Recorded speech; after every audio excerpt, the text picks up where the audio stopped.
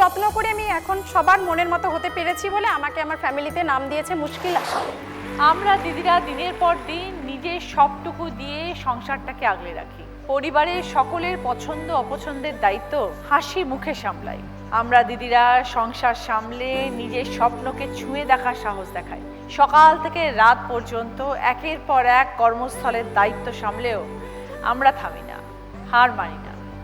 আসলে গৃহবধূ কিংবা কর্মজীবী পরিচয় আলাদা হলেও শক্তিটা কিন্তু একটাই, নারী শক্তি। আজ এমনই চারজন দিদির দারুণ গল্প শুনব। প্রিয়াঙ্কা, তোমার হাজব্যান্ডের মুদিখানার দোকান ছিল।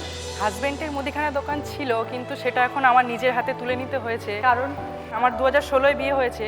বিয়ে হওয়ার পরে মোটামুটি সংসার জীবন বেশ ভালোই ছিল, শ্বশুর শাশুড়ি নিয়ে বেশ সুখে আনন্দে ভালোই ছিল।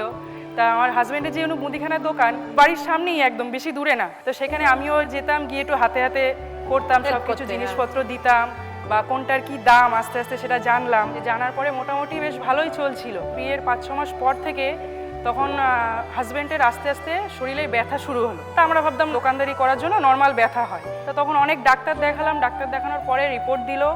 ডাক্তার বললো যে ডান দিকের হিপ জয়েন্টের যে বলটা আছে সেটা আমাদের ক্ষয় হয়ে গেছে ওনার, সেটা ইমিডিয়েটলি অপারেশন করতে হবে। অপারেশন না করলে এরপরে উনি হাঁটতে সেরকম পারবেই না, পুরোপুরি পারবেন না। তা তারপরে যেহেতু সব দেখে শুনে কথাবার্তা বলে সবার সাথে, তো অপারেশনটা আমরা করলাম। অপারেশন করার পরে পুরোপুরি একদম উনি 3 মাস পুরোপুরি বেড রেস্ট হয়ে গেছিলো। তো তখন থেকেই পুরোপুরি দোকানটা আমার নিজের হাতে তুলে নিতে হয়েছে। যেহেতু আগে হাজব্যান্ডের সাথে দোকানদারি করেছি আমি, তাই জিনিসের দাম বা কোথা থেকে কি জিনিস আনা এগুলো জানতাম, তাই আমার অতটা সমস্যা হয়নি। আরো তো অনেক মুদির দোকান আছে, কি রাখলে তোমার মনে হয় যে মানুষ আসবে তোমার কাছে বেশি? এখন যেহেতু অনেক কম্পিটিশনের মার্কেট হয়ে গেছে, হ্যাঁ। যেমন আইসক্রিম, ক্যাডবেরি, যাবতীয় যত রকম ক্যাডবেরি, বেবি ফুড, আরও অনেক রকম কিছু নতুন নতুন শুরু করেছি। যেহেতু এখন মানে কাস্টমার আনতে গেলে এগুলো আনতেই হবে। তো মোটামুটি নিজেই পুরোটা সামলাও? হ্যাঁ, নিজে সামলাই, সাথে আমার শ্বশুর প্রচণ্ড সাপোর্ট করে। ওনারও একটা নিজস্ব ব্যবসা আছে, আমাদের যেমন মাটির ব্যবসা আছে নিজস্ব ওনার। মাটির বলতে? যাবতীয় মাটির থালা, গেলাস, আচ্ছা, ঘর মাত্র। যেগুলো, এটা হচ্ছে আমার শ্বশুরের বানাও ব্যবসা। তোমরা? না, আমরা কিনে এনে ওটাকে রং করি, রং করে সব দশকর্মা দোকানে দেওয়া হয়। খুব তা প্রথমে বিয়ের পরে মাটির কাজটাও করেছি, তারপরে আস্তে আস্তে এদিকে ঢুকে গেছি। মাঝে মাঝে কি বেড়াতে টেড়াতে যেতে পারো? বেড়াতে আমরা দুজনে প্রচন্ড ভালোবাসি, কিন্তু এখন যেহেতু উনি গাড়ি চালাতে পারে না। যাওয়া হয় না। হ্যাঁ, রিসেন্টলি তোমার মায়াপুর গেছি স্কুটি নিয়ে, আমিও স্কুটি চালাতে পারি। খুব ভালো থাকো প্রিয়াঙ্কা। দেখো দিদিরা কত নিজেদের সংসার সামলে সব রকম কাজে তারা পারদর্শী। মুদিখানা চালানোর চারটিখানি কথা নয়। সাবধানে থাকবে, সবাইকে নিয়ে ভালো থেকো প্রিয়াঙ্কা। হ্যাঁ, ঠিক আছে দিদি।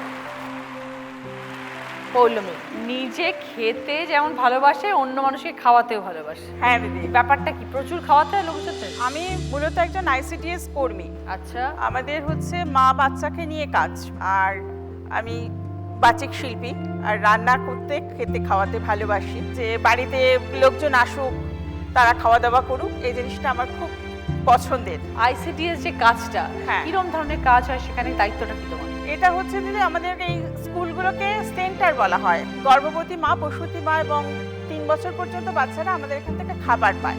আর 3 বছর থেকে 6 বছরের বাচ্চারা আমাদের সেন্টারে আসে, সেখানে তারা নিজেদের মতো খেলাধুলো করে। আর আমরা তখন ওই গ্রুপটাকে ভাগ করে দিই। 3 থেকে 4 বছরের বাচ্চারা খেলছে, 4 থেকে 5 বছরের বাচ্চাদেরকে আমরা তখন কিছু পড়াই, কিছু শেখাই। এরকম বিভিন্ন রুটিন থাকে আমাদের।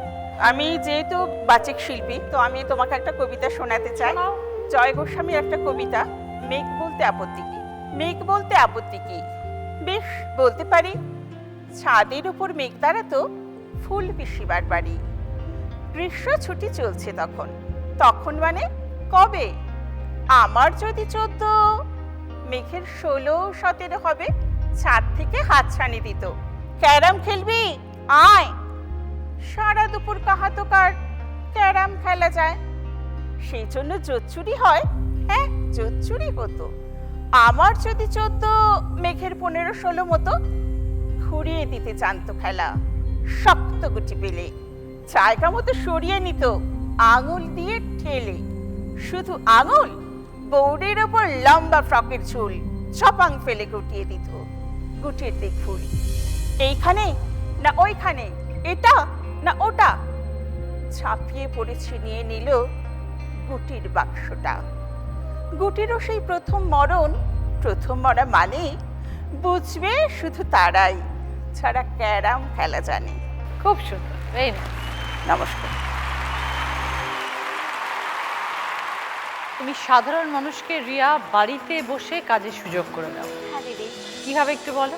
আমি একজন রিক্রুটমেন্ট কনসালটেন্ট, মানে আমরা অ্যাকচুয়ালি থার্ড পার্টি হিসাবে কাজ করি। আমার অ্যাকচুয়ালি একটা পার্টিকুলার কোম্পানি আছে, যে আমার কোম্পানির নাম হচ্ছে প্যান ইন্ডিয়া সলিউশন, যেটা বিভিন্ন কোম্পানির সাথে টাই আপে থাকে।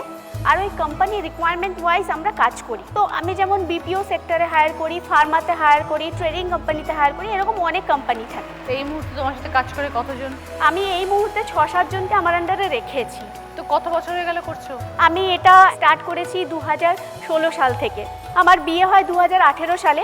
2019 সালে মনে হলো যে আমি আরেকটা কিছু শুরু করব, তো আমি নিজের গার্মেন্টসের বিজনেস শুরু করি। ওইটাও তো অনেকটা টাইম জুড়ে কাজ করো, তারপরে এত সময় থাকে?